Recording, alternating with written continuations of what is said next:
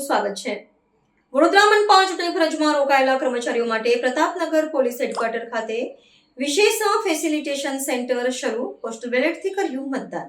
આગામી 26 એપ્રિલ 2026ના રોજ યોજાનારી વડોદરા મહાનગરપાલિકાની સામાન્ય ચૂંટણી પૂર્વે ચૂંટણી પ્રક્રિયા સાથે પ્રત્યક્ષ કે પરોક્ષ રીતે સંકળાયેલા કર્મચારીઓ પોતાના મતાધિકારનો સુગમતાથી ઉપયોગ કરી શકે તે માટે વિશેષ વ્યવસ્થા ગોઠવવામાં આવી છે।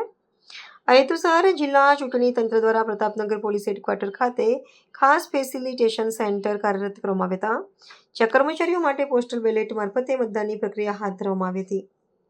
જે કર્મચારીઓએ અગાઉથી પોસ્ટલ બેલેટ માટે અરજી કરી હતી અને નિયમાનુસાર તેમના સરનામે મતપત્ર પ્રાપ્ત થયા હતા, તેઓ માટે સવારે 9 થી સાંજના 6 કલાક સુધી આ કેન્દ્રો પર મતદાનની સુવિધા ઉપલબ્ધ કરાવવામાં આવી હતી। વહીવટી સરળતા અને સુચારુ વ્યવસ્થાપનના ભાગરૂપે વોર્ડ નંબર 1 થી 12ના કર્મચારીઓ માટે પોલીસ તાલીમ કેન્દ્ર અને વોર્ડ નંબર 12 થી 19ના કર્મચારીઓ માટે પ્રતાપનગર પોલીસ હેડક્વાર્ટર સ્થિત આંગણવાડી કેન્દ્ર ખાતે અલાયદી વ્યવસ્થા સુનિશ્ચિત કરવામાં આવી હતી। ચૂંટણીલક્ષી અતિ મહત્વપૂર્ણ કામગીરીમાં વ્યસ્ત રહેનારા કર્મચારીઓએ તંત્ર દ્વારા ઊભી કરાયેલી આ સુવિધાનો મહત્તમ લાભ લઈ વ્યાપક ઉત્સાહ સાથે મતદાન કર્યું હતું।